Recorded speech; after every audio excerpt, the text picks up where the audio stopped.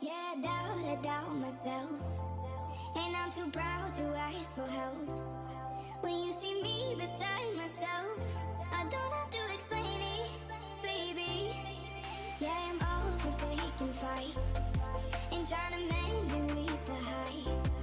Don't wanna know that I'm not right. I never have been lately. Yeah, sometimes I need someone to pick me up, overdose my mind with the things I love. You can take me there. When my heart beats free. Take my hand in the middle of a crisis. Hold me close, show me, baby, where the light is. I was scared of a heart I couldn't silence, but you made me feel good. I like it. Take my hand in the middle of a crisis. Hold me close, show me, baby, where the light is. Aku ya, dan lihatlah selalu dalam pekerjaan Tuhan, sebab kamu tahu bahwa dalam persekutuan dengan Tuhan jerih payah tidak sia-sia. 1 Korintus 15 ayat 58. Sebelumnya, kembali lagi saya prospek side effect, misalnya karena kalau saya sudah berbicara di depan dan kuasa kudus itu yang ngobrol saya tidak bisa berhenti bisa. Jadi semoga sebelum jam kita sebelum setengah 3 kita sudah selesai. Baik, tapi biasanya tidak sampai sebelum. Bahan khotbah saya hari ini cukup simpel dan kita semua akan belajar bersama. 4 tempat yang dapat membentuk tabiat orang menurut psikolog. Yang pertama rumah, yang kedua lingkungan, sekolah, dan gereja. Tempat yang membuat seorang merasa sangat diterima dan paling senang untuk mengungkapkan isi hati dan pikirannya adalah tempat yang banyak membentuk cara berpikir. Rumah adalah fondasi utama dalam membentukkan tabiat seseorang. Rumah atau keluarga memiliki peran penting dalam membentuk karakter seorang anak. Kita bisa melihat latar belakang karakter seorang dewasa dari cara mereka dibesarkan di rumah. Ini banyak ya. Kita perhatikan saat ini di mana-mana kita bisa melihat orang-orang dewasa, bukan saja anak-anak, tapi orang dewasa yang banyak memiliki masalah. Dan kita bisa melihat salah satu contohnya adalah karakter dari orang dewasa tersebut. Kita bisa lihat bagaimana mereka dibesarkan di rumah. Kedua, sekolah. Tempat kedua setelah rumah atau keluarga dalam melengkapi tabiat atau karakter seorang ada dengan ilmu pengetahuan. Dan yang ketiga, gereja. Perannya sejajar dengan sekolah dalam bentuk tabiat. Sebab itu peran gereja sama pentingnya dengan sekolah. Dan kita lihat banyak dari contoh yang bisa kita ambil pada saat ini, di mana orang tua ingin sekali menyekolahkan anak mereka, ya, di sekolah-sekolah yang bisa dikatakan sekolah yang bonafit, yang mahal. Tidak ada salahnya menyekolahkan anak-anak kita di sekolah-sekolah yang bagus, ya. Tapi kita harus ingat bahwa gereja kita, gereja Masih Benar ke-7, itu menyetarakan posisi gereja dengan sekolah, di mana pembentukan fondasi bagi seseorang anak yang dibesarkan di gereja Masih Benar ke-7 itu memiliki juga peran penting di dalam gereja, bukan hanya di dalam sekolah. Dan yang terakhir adalah lingkungan. Di sini istilah kita bisa biasa mendengar peribahasa ya. Pada zaman dahulu saya masih ingat di pelajaran saudara pernah juga mendengarkan satu peribahasa yang mengatakan di mana dipinta di situ lama dalam arti lingkungan pun juga memiliki peran penting dalam pembentukan seorang karakter, karakter. Ini waktu yang paling penting dari ayah dan ibu dapat digunakan untuk membentuk tabiat anaknya adalah usia 0 sampai 12 tahun. Kita bisa melihat contohnya dalam kitab cerita Musa dan juga cerita Yesus sendiri. Ya, cerita Musa, Yokobed, ibu dari Musa, dan seorang wanita, seorang budak, masih hidupnya bersederhana, bebannya berat, tetapi bukan melalui wanita lain kecuali Maria dari Nazaret. Dunia telah menerima berkat yang besar, mengetahui bahwa anaknya harus dilepaskan dari pengasuhannya kepada perluasan orang yang tidak mengenal Allah. Semakin tekun dia berusaha membalikkan jiwanya dengan surga. Di saat waktu bersama dengan anaknya, Yokobed senantiasa memastikan Musa mendapatkan didikan kuat pengenalan dan dekat dengan Tuhan sebagai ibu. Juga dengan Yesus, kita mengetahui Yesus dilahirkan keluarga miskin. Ayahnya hanya seorang tukang kayu dan ibunya hanya seorang ibu rumah tangga yang sederhana.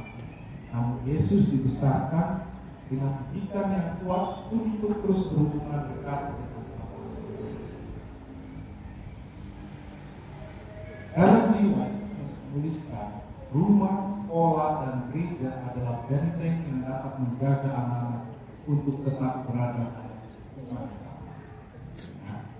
Kita lihat dari tiga ini, peran rumah orang tua itu berada di paling atas. Kemudian peran guru, desa, sekolah, dan sejarah. Orang tua tidak dapat kerja sendiri. Mereka juga memerlukan gereja. Ini seorang gereja dan seorang guru dan sekolah, orang guru untuk membantu mereka. Pendidikan yang mengajarkan takut akan Tuhan dan selalu berhubungan dengan Tuhan yang diturunkan oleh orang tua. Ini adalah satu pelajaran penting bagi orang tua. Sebagai suatu percayaan yang suci kepada anak akan membuat mereka memiliki kekuatan pikiran dan keteguhan prinsip dalam menghadapi situasi apapun.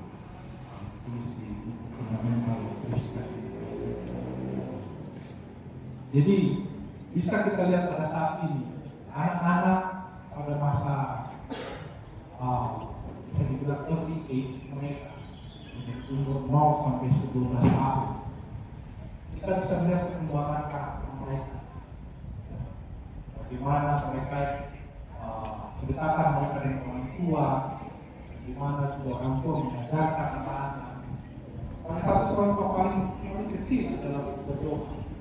Saya senang anak-anak di selama hidup ini sudah pandai semua berdoa, tahu. Dan inilah menjadi fondasi yang sangat kuat. Cuma saat mereka bertumbuh, ketika mereka menghadapi segala situasi, mereka tahu apa yang harus mereka lakukan, yaitu berdoa. Terdapat beberapa pertanyaan tantangan menghadapi pada saat ini. Bagaimanakah orang muda dapat berdiri teguh dalam kebenaran untuk menghadapi masa-masa krisis? Bagaimana orang muda bisa mempertahankan keimanan kita agar terus bertumbuh semangat dalam melayani dalam situasi. Bagaimana cara orang muda beradaptasi untuk keluar dari zona nyaman. Sebelum saya teruskan khotbah saya mengundang saudara-saudara semua untuk berdiri. Sepertinya kita sudah terbuai dengan angin dinginnya tempat ini dan sudah mulai terasa tidak sadar untuk menutup mata. Ya, kita undang untuk dua bapak di depan ini untuk juga mengaminkan doa mereka. Baik, kita berdiri, kita boleh tutup mata, Iya. kita tutup mata This is your semua. mother.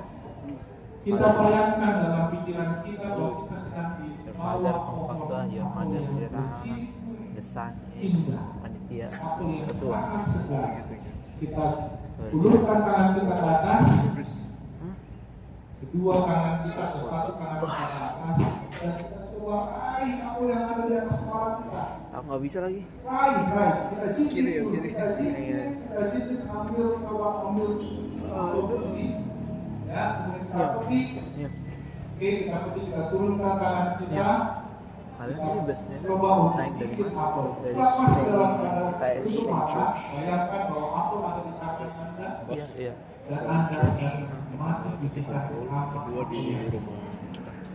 Oh, Baik, kita boleh buka mata. busnya ke gereja dulu, baru keluar lagi. Baru ngambil semua balik sini. Oh. Ini salah satu teknik bahwa kita akan membangunkan semua urat-urat kita setelah kita berdiri dan kita berusaha mencincit, itu membangunkan kita punya urat-urat yang sudah terlena dengan hati yang sehat. Baik, terima kasih. Saya akan lanjutkan kepada saya. Oke, saya akan fokuskan Gen Z. generasi. Ada beberapa generasi anak muda. Kebetulan pada saat ini Gereja Tamanio ini kaya anak muda. Kalian umur anak muda di Gereja Tamanio ini masuk di dalam kategori-kategori yang ada di slide yang saya tampilkan. Generasi yang pertama adalah generasi X, ya, yang lahir tahun 1965 sampai 1979, di mana saat ini berusia 41 sampai 55 tahun. Yang besar saya dan kawan-kawan ketua sidang dia masuk di dalam kategori kalau oma di belakang sudah masuk di generasi awal atau baby boomers. Kemudian generasi kedua adalah generasi Y atau Y yang biasa juga disebut milenial yang lahir tahun 1980 sampai 1994, di mana saat ini berusia 26 sampai 40 tahun. Saya percaya kedua bapak dua yang ini masuk di dalam kategori milenial. Dan yang ketiga adalah generasi Z, lahir tahun 1995 sampai 2015, di mana saat ini berusia 5 sampai 25 tahun. Oke. Jadi saya akan memfokuskan di dua generasi saat ini akan dilaksanakan pada pagi ini, yaitu generasi milenial dan generasi Z. Generasi milenial ada 7 generasi milenial, mudah beradaptasi, melek teknologi, achievement oriented, atau orientasinya adalah selalu hasil, butuh perhatian, me generation. Me generation maksudnya adalah saya dan saya. Berpikiran terbuka, sangat open-minded, dan mudah bosan. Kemudian generasi 7, generasi Z, pertama memiliki ambisi besar untuk sukses, berperilaku instan, cinta kebebasan. Karena saking cintanya kebebasan, kita tahu berita dari tadi malam hingga saat ini belum juga selesai. Ini adalah salah satunya dari generasi Z. Saya lihat berita sahabat sore sangat saya akan generasi Z banyak sekali yang terkenal. Karena salah satunya adalah cinta kebebasan, percaya diri. Soal diri ini sangat menentukan, menyukai hal yang detail atau kritis, tetapi critical mind, selalu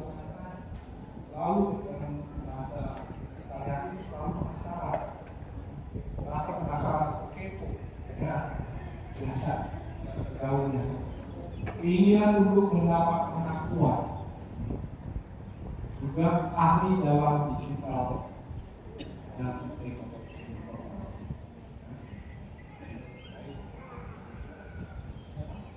Masukan untuk orang tua, gereja dan sekolah tentang siapa itu generasi Z 5 sampai 7 tahun. Ya, mereka ini adalah penduduk asli. Nah, apa artinya asli? Ya, penduduk asli di kita. Nah, mereka ini sudah dilahirkan dengan keberadaan teknologi ya, yang siap digunakan. Gen Zers, generasi Z, menghabiskan hampir tiap jam bangun hari berinteraksi dengan beberapa bentuk teknologi digital. Angkat anak-anak ya, yang bangun tidur, melek mata, langsung pegang HP. Gak apa-apa. Oke. Siapa yang katakan? Wah, istilah lain juga masuk dalam generasi Z juga ya. Sampai oke, saya tanya dulu, angkat dulu. Jika melek mata pagi hari, yang dipegang pertama adalah HP. Baik, Gen Z mungkin agak malu-malu ya, saya tahu. Ada 3 anak Gen Z di sana yang ikut dengan kacamata, termasuk salah satu dalam kategori ini.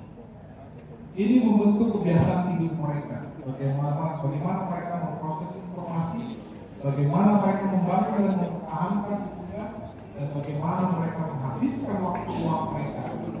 Internet telah tersedia dan dapat diakses oleh mereka sejak lahir. Gen Z dibesarkan oleh orang tua, biasanya Gen X dan milenial, yang juga menggunakan smartphone. Orang tua juga sudah menggunakan smartphone. Anak yang kita tahu mengikuti contoh dari orang tua. Penggunaan teknologi digital, khususnya media sosial, merupakan karakteristik yang menentukan dari generasi. Gunakan teknologi untuk menjangkau mereka, namun tetap mengikuti prinsip-prinsip yang benar. Berikutnya, mereka adalah peneliti. Salah satu contoh yang saya bawakan saat ini, salah satu dari anak ketiga saya suka sekali dengan penelitian. Everything should be fine atau temukan atau diriset karena Gen Z harus terhubung ke internet. Mereka adalah peneliti yang rajin dan terampil. Mereka tahu persis kemana mereka harus pergi dalam arti mencari di berbagai sosial media, berita atau platform informasi untuk meneliti berbagai topik, dan mereka dapat melakukan dengan sangat cepat. Menurut survei, 55% Gen Z generasi menonton acara online. Bagaimana mengenai Gen Z? Kira-kira setuju? 38% membaca buku teks di tablet, dan 32% bekerja dengan kelas secara online via WhatsApp, YouTube, dan TikTok. Gen Z dapat memeriksa kebenaran orang tua mereka selama percakapan. Salah satunya kemudian adalah bahasa ini. Jika saya berbicara di sini, dalam HP, mereka bisa tunggu, mereka cek. Ada di sini. Dalam khotbah, mereka bisa langsung cek. Ya begitu juga dengan khotbah cerita. Selama kebaktian mereka bisa cek langsung. Ya, mereka ingin tahu jawabannya. Karena kenapa? Mereka telah dibesarkan di dunia di mana jawabannya hanya satu klik atau satu sentuh langsung kirim. Jadi biasanya kita dengan contoh banyak sekali anak-anak sekarang biasa. Mereka adalah multitasker visual. 89 Gen Z memiliki smartphone dan banyak yang memiliki pada saat mereka berusia 13 tahun. Aplikasi media sosial paling populer yang digunakan pada saat ini, kita sudah tahu ya. 85 Gen Z mengunjungi YouTube lebih dari platform media sosial ini. Mereka juga dapat membagi perhatian mereka berulang kali dengan multitasking antar platform visual. Ketika Anda sebagai orang tua mungkin meminta anak Anda untuk melakukan sesuatu, misalnya membereskan apa, ya, atau menyapu, mereka bisa melakukan itu dengan multitasking, berbarengan, sambil mereka pegang sapu, sambil mereka bisa pegang HP, sambil mereka bisa nonton live, secara langsung. Jadi memiliki akses lebih banyak kesempatan untuk melihat materi visual, smartphone, televisi, laptop, desktop, tablet, daripada generasi sebelumnya. Sifat dari generasi Z. Generasi instan, mereka beragam ras, mereka hidup dalam ambigu dalam arti di gray area atau di area abu-abu, karena teknologi mesti pada kabulnya garis antara pekerjaan dan rumah, kebenaran dan fiksi, fakta dan perasaan, dan kehidupan publik. Mereka berorientasi pada keadilan sosial secara manusia. Inilah yang sering menjadi masalah dari generasi Z, bahwa mereka merasa kita harus setara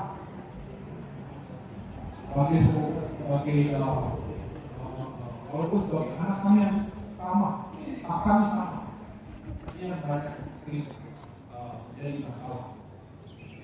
Salah satu contoh dari sifat generasi Z ini adalah platform aplikasi. Jadi mungkin dari semua, ya, mungkin dari orang tua dikasih dengan aplikasi nanti ini, karena juga sangat familiar, sudah sangat dikenal. Netflix ini adalah platform atau aplikasi video streaming. Ini Netflix ini ditentukan oleh dibuat oleh seorang muda, di mana